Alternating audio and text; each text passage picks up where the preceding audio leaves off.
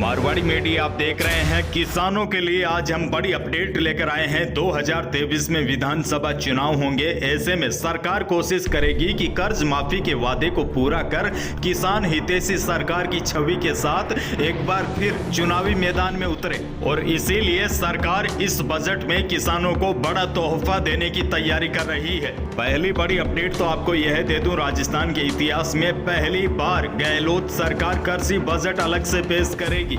सूत्रों की माने तो सहकारी क्षेत्रों के कर्जदार किसानों को कर्ज माफी के बाद अब कमर्शियल बैंकों के ऋणी किसानों को भी कर्ज माफी का तोहफा दिया जा सकता है। इसके लिए सरकार की तरफ से बैंकों को कोऑर्डिनेट करने वाले आयोजना विभाग ने कमर्शियल बैंकों के कर्जदार किसानों की मौजूदा स्थिति की स्टेटस रिपोर्ट वित्त विभाग को सौंप दी है। यह कर्ज माफी करीब 2,500 करोड़ रुपए तक की हो सकती है।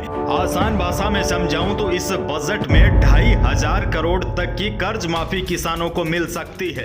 दरअसल पिछले कुछ दिनों पहले आपने देखा होगा, कमर्शियल बैंकों द्वारा प्रदेश के कर्जदार किसानों की जमीन कुर्क करने के मामले सामने आने के बाद सरकार को अपने अधिकारियों को आदेश जारी करने पड़े थे कि किसानों की जमीन नीलाम करने की प्रक्रिया को तुरंत रोक दिया जाए। इसके बाद मुख्यमंत्री गहलोत के निर्देश पर राजस्व विभाग ने सभी जिलों में जमीन कुर्की के प्रकरण की रिपोर्ट तलब की थी। इसमें 1,11,727 किसानों के खिलाफ जमीनी कुर्क की कार्रवाई चल रही थी। इनमें से 9,000 किसानों को नोटिस भी दे दिए थे।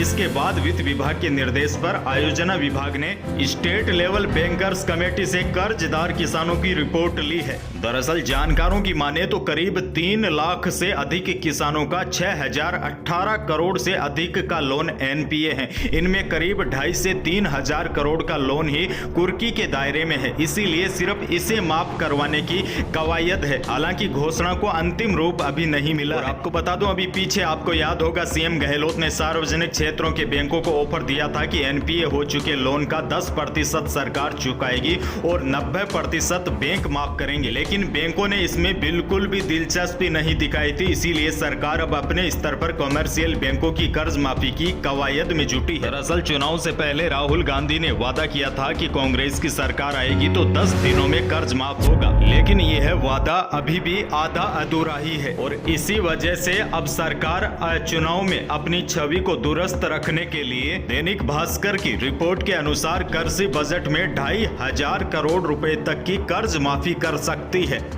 हालांकि जैसे ही इस प्रकार की कोई घोषणा बजट में होगी तो मैं आपको सरल भाषा में समझाने की कोशिश जरूर करूंगा। फिलहाल यही थी बड़ी अपडेट। वीडियो को कर दीजिएगा लाइक और चैनल पर नए हैं तो सब्सक्राइब कर लीजिए ताकि आप अपडेट रहे राजस्थान की बड़ी खबरों से। धन्यवाद।